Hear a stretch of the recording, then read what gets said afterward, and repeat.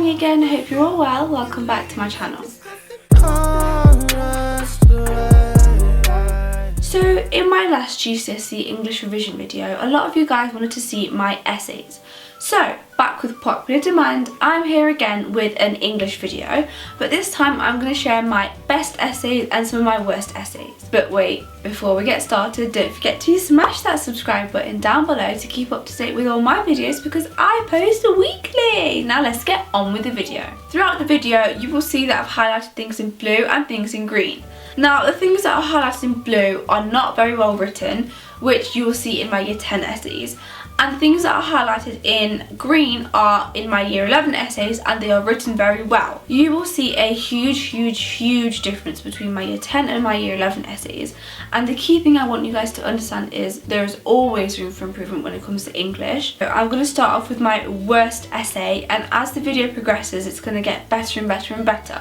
I'm going to overlay a picture of all of my essays that I'm going to include in this video. So feel free to screenshot and annotate yourself and print off. So towards the end of the video, I'm going to summarise some of the key points to take note of, basically like a checklist to make sure you include in every single essay you write. If you know what you're looking for, if you can critique someone else, you know how to critique yourself better. So I'm going to start off with the theme of guilt in Macbeth. Throughout the play Macbeth, guilt is successfully shown various times through Macbeth, such as his hallucinations of seeing a bloody dagger. He says, "Is this a dagger I see before me?" Now, the reason why I've highlighted "he says, is this a dagger I see before me" is because it's not an embedded quote. Always embed your quotes. It just shows a better in-depth level of knowledge and analysis. So instead of saying "he says, is this a dagger, blah blah blah," you could have said something along the lines of, "Within the play, the theme of guilt is prominent within Macbeth, especially through his hallucinations. He often questions whether he sees a dagger before me," and put that in quote. And that would be an embedded quote. It just shows that you have a better understanding. We can interpret he is at such a state due to his guilt eating away at his conscience, telling him not to commit this treason and regicide, especially that of a noble, humble, kind-hearted king such as Duncan. Now you guys can see exactly what I meant by I waffle. What sort of nonsense is that? He's a noble, humble, kind-hearted king. The examiners don't care what sort of a man he is. Just stick to the point, keep it concise, and always remember what the theme is. Relate it back to theme. Carrying on, he therefore feels wrong in doing so and hence is going crazy while guilt is tearing him apart, leading Macbeth to hallucinate bloody daggers as a result. If you read this full paragraph, you will know that it's just so much repetition that I've said so many times throughout this paragraph.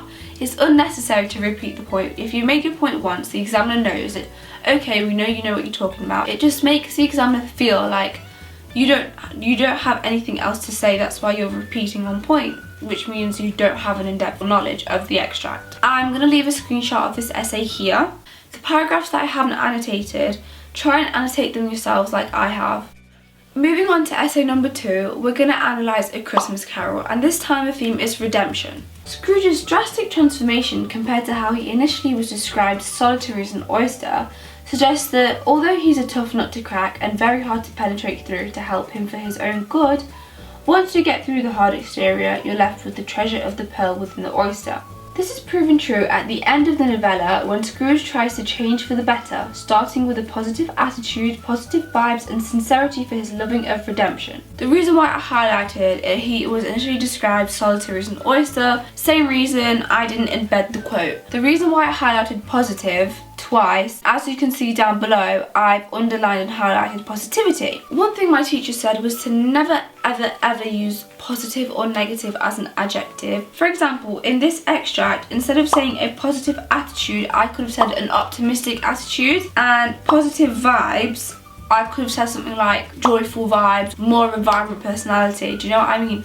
Don't use positive and don't use negative. It makes the examiner think you do not have a wide variety of vocabulary, which isn't the case because you do, and if you don't, you can fix up on that by reading loads of books. Carrying on, perhaps Dickens is trying to imply that Scrooge is now going to reform and behave like an angel. This is already implied when I said he's as happy as an angel. We already established that he's trying to become a better person. Because I've already said that and I've already implied that, by saying the exact same thing, I'm waffling again. as angels look out and guard people on earth who need help, which Scrooge is now going to do. Again, that's waffled. I know it's very easy to go off task and go off theme, but always, every sentence, once you've written it, reread it. Does that make sense? Is that relevant to the theme? Is that concise? Here's an overlay of the rest of the essay. Now, moving on to my Year 11 essays.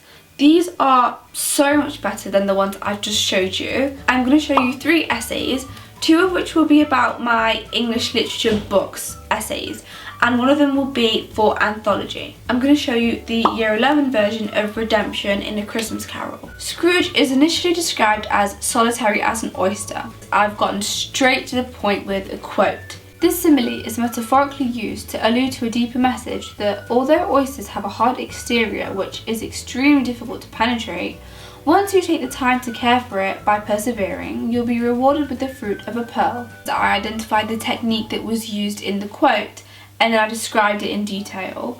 And the fact that it's metaphorically used, it just shows that I understand that it's got a deeper meaning. This idea is parallel to Scrooge, as Dickens is trying to tell the readers that no matter how solitary things may seem, one can always change and redeem themselves. This clearly acknowledges and identifies the symbolism of the pearl and the oyster with Scrooge, and no matter how solitary, it's an embedded quote.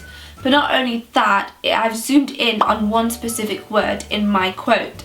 So always remember that when you talk about a quote, don't just talk about the quote as a whole. Analyse keywords and what these keywords like connote to, reflect, represent, symbolise. Talk a lot about a little. Additionally, Dickens successfully uses similes to present the positivity that also resides in Scrooge, thus foreshadowing the hope of redemption he may have. Like I mentioned in my previous video, use the key phrases, successfully suggests, compellingly conveys, engagingly emphasises. The fact that Scrooge is described to be as happy as an angel creates the imagery of innocence and purity, as the noun angel typically connotes to ideas of heaven. I've used imagery, which is a really high level thing you can do. In poetry you'll often find there's religious imagery, and in literature like the books you'll find that there's symbolism of light and dark. Towards the end of the novella, we strongly see Scrooge's redemption efforts as he purchases a turkey twice the size of Tiny Tim. In your essay, always include different parts of the novella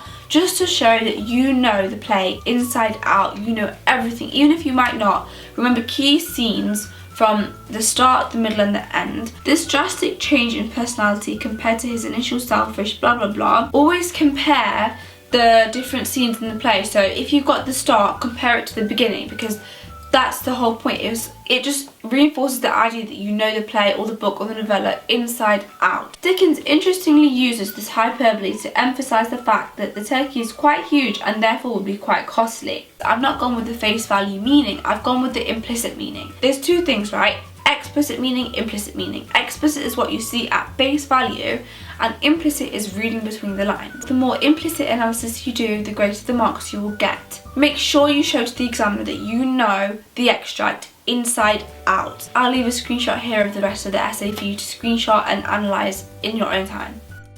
So moving on, let's have a look at my anthology essay. I want you guys to see exactly how I laid out like my planning and my structure before I was going to write up. Because as important as it is to write up, make sure you've got a clear structure. In A Child to His Sick Grandfather, the author employs a fixed, rigid AABBCC rhyme scheme to portray a harmonious, equal relationship between a child and his grandfather. I've already got one analysis straight in my first sentence. And then I go into a second analysis about the certainty of the sinister future for the grandfather. And then I talk about the audience. The reason why this paragraph is so good, if I do say so myself, is because it's just filled and jam-packed with so many in-depth analyses and effects. The key thing to do in poetry is make sure you link all of your poems.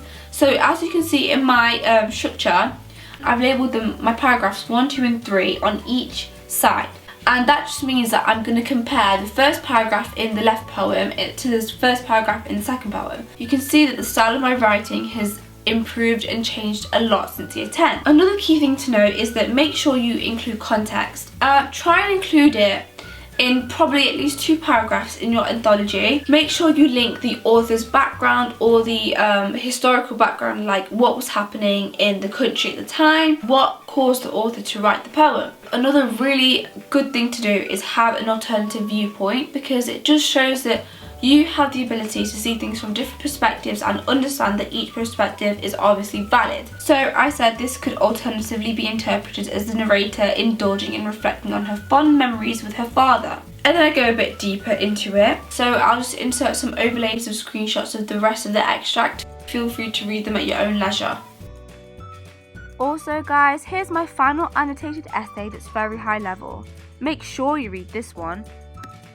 So yeah, those essays that I showed you pretty much summarised my year 10 content and my year 11 content. The key things I want you guys to take from this video is the style and the layout that I've written my essays in, and the key phrases and key points. Like I promised at the start of the video, here's the checklist that basically summarises the key points to include in all of your essays.